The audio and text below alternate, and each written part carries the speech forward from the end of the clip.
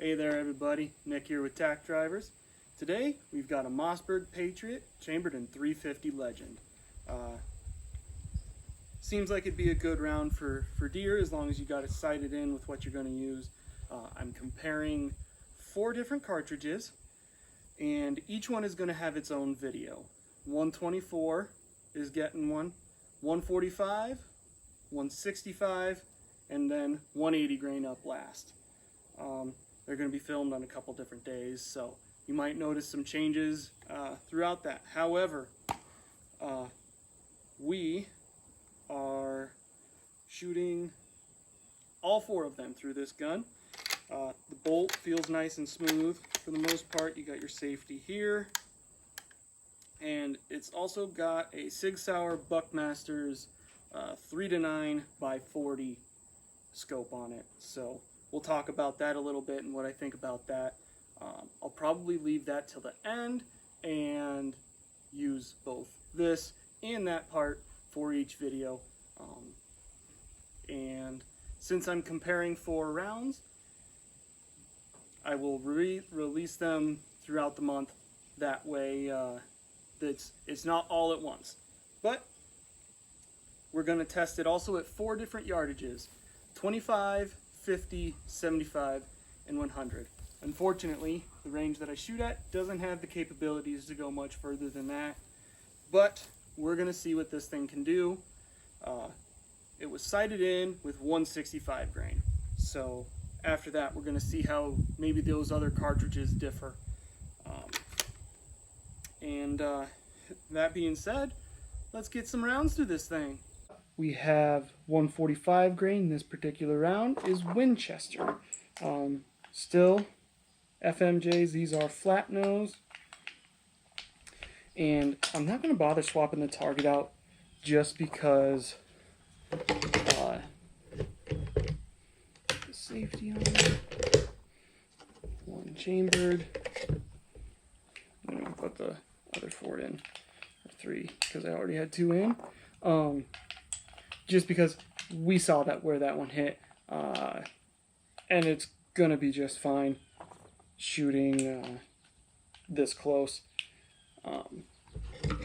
This is gonna be more about how that recoil feels comparatively versus where it hits. 25 yards, you're gonna hit where you're aiming as long as you're already sighted in for the most part, depending on your round. This one, you're gonna hit. So, using that safety like I'm supposed to. Safety's off. I am gonna go for the bottom left. I'm a little low there. Still doesn't want to eject. Obviously, you're not going to be able to just pop them off real quick with this thing while hunting. So that's going to be a downside for any hunter.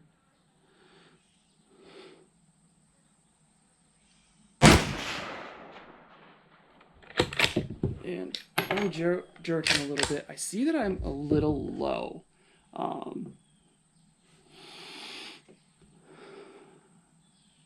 I'm going to come up. I'm going to aim at like the tip of that lower left.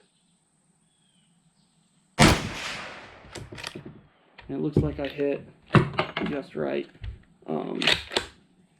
of the target. I think I might have pulled a little bit or something there, because that's how you would explain that. I was aiming at the top hit. So either way, I would say we're fairly comparative to the center, other than I'm around a little bit.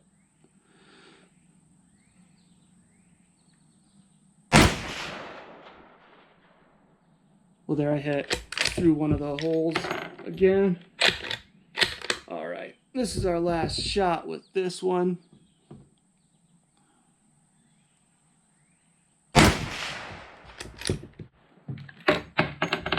Whoops.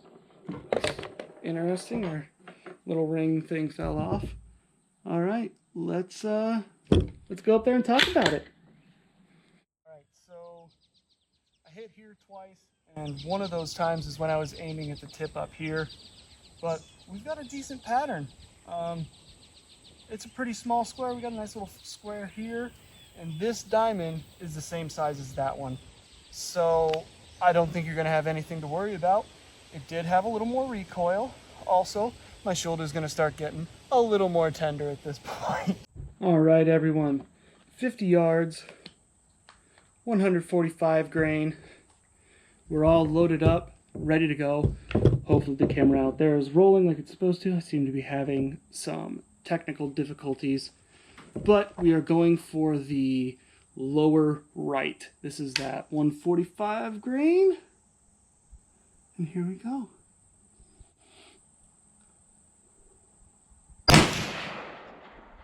All right, we're low right,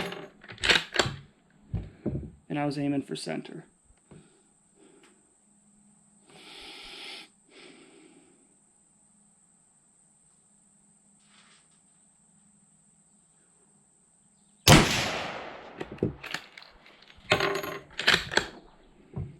Definitely more recoil.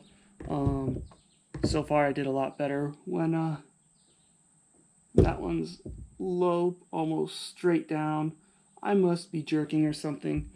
But we're still pretty close to the diamond that we're aiming at. I'm going to go for the very tippy top of that.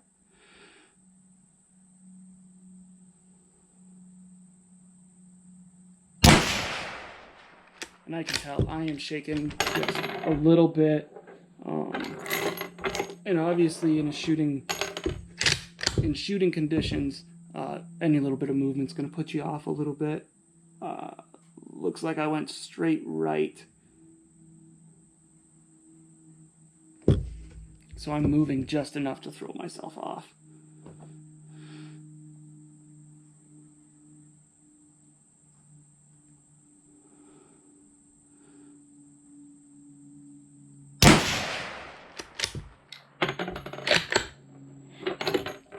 Let's see here. Almost straight right again. Just for shits and giggles, I'm going to go into the white in between the center and that lower left. Looks like I can't tell the numbers from here, even with a scope. I'm going to go about 3 squares down. I'm aiming for high left of that diamond on the lower right.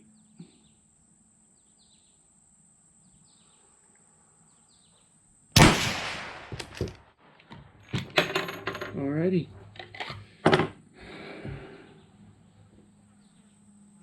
We made it in the square there. So obviously, even if I am jerking, I'm being consistent about it.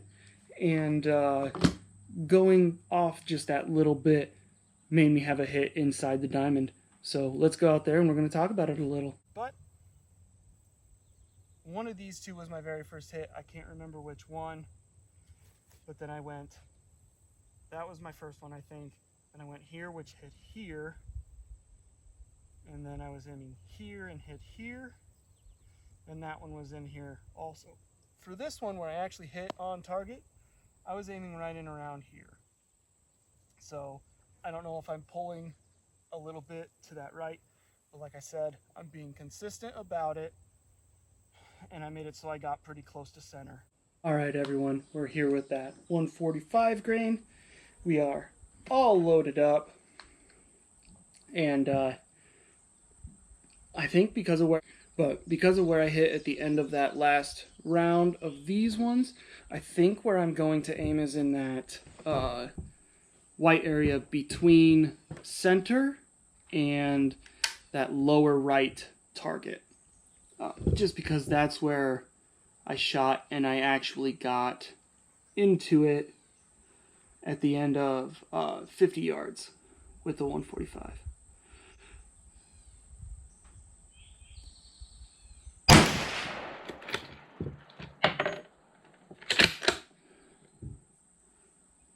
All right, yeah, we're just to the left of it, so we'll adjust a little bit from there, but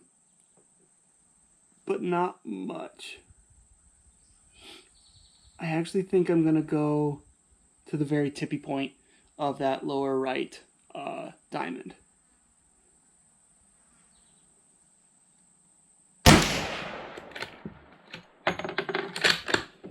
So, guys, this thing doesn't like to eject your empty rounds.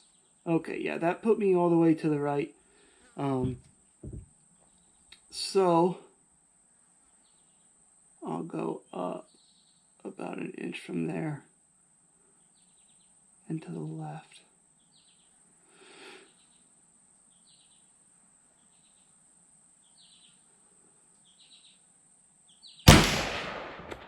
I'm gonna guess I didn't hit where I wanted to.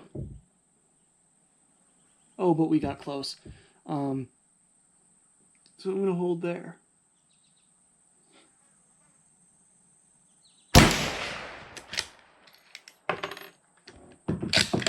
This should be the last round, if I counted correctly.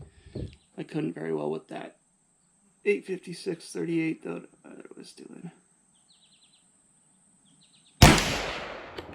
I know I did it there at the very end, but we're empty, and I think there's a reason I'm not a marksman. Alright, so I started out aiming here, and I had to have jerked because I hit there. Or no, I started out here. I'm sorry. I started out here and I hit there. Then I came over into here, and it was this one. These last couple shots I kind of held right in around here. So we're getting closer as far as where we need to hit.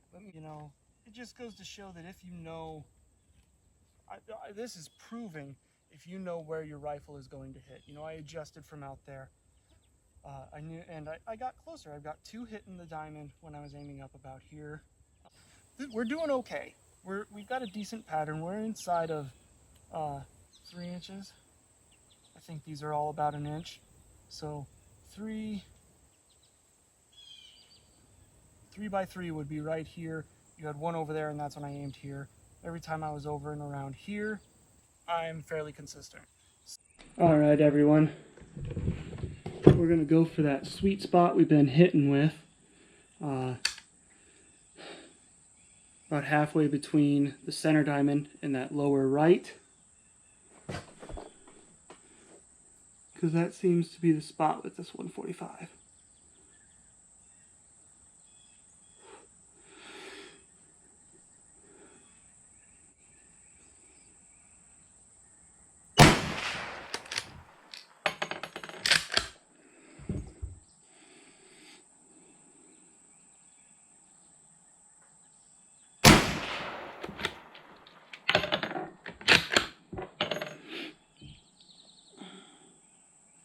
Well, we have one just to the left, and right, and I don't see where the other one is, so I'm going to stick with where I was at.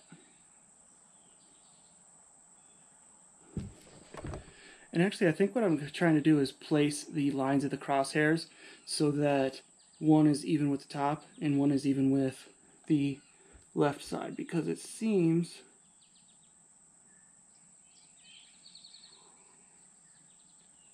I'm shaking way too much for that.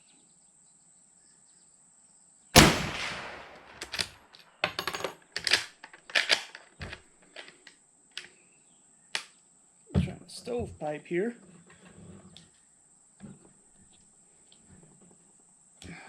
That's not fun. Well, that's our current issue. I don't know if you can see that in there or not. There. All I did was pull back on one round, and the other one popped out of the barrel. So, go ahead and slide that guy back in. I'll tell you what, this is not a cartridge I want to shoot all day long. My shoulder's not happy.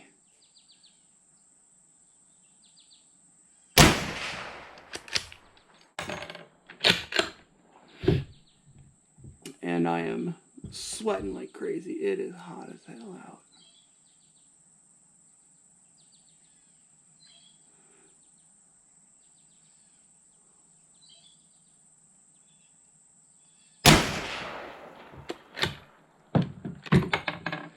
All right, there's that. Let's go see how we did. I'll be able to point out on the target where I was trying to line my crosshairs up with, and we can see how we moved from there. So let's go talk about it. We have 3 hits. 1, 2, 3.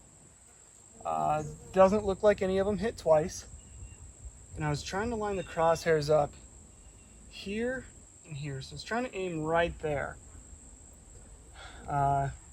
Obviously, I'm pulling a little bit. I think a couple of those I pulled extra hard, so I went that way. Maybe you guys were able to see it here, but through a scope and 100 yards away, I was unable to see it. I'll see if I can see it when I'm editing. But pretty consistent for the most part. I would say so far, the 145 grain has been the most consistent out of all of them, other than a 25 yards on that 124 was just all right here. Alrighty everyone, here we are back from the range with that Mossberg Patriot, and we're just going to talk about a couple different things on this, and then after I've done all of the videos for covering each cartridge, then I will do another video that'll come out on the same day as the last cartridge, the 180 grain. Since I did shoot 124, 145, then I threw in 165 because I found out that's what they sighted it in with, and then the 180 grain. So we'll talk about all of those at one time. So right now we're just going to talk about the gun itself versus the cartridges.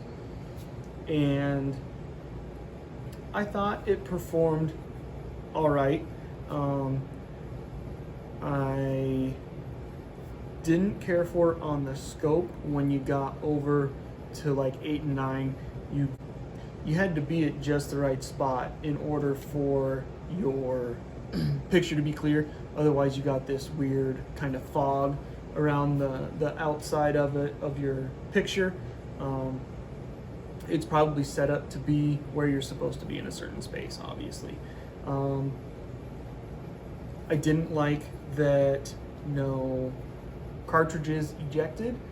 I did finally get some to eject on the 165, but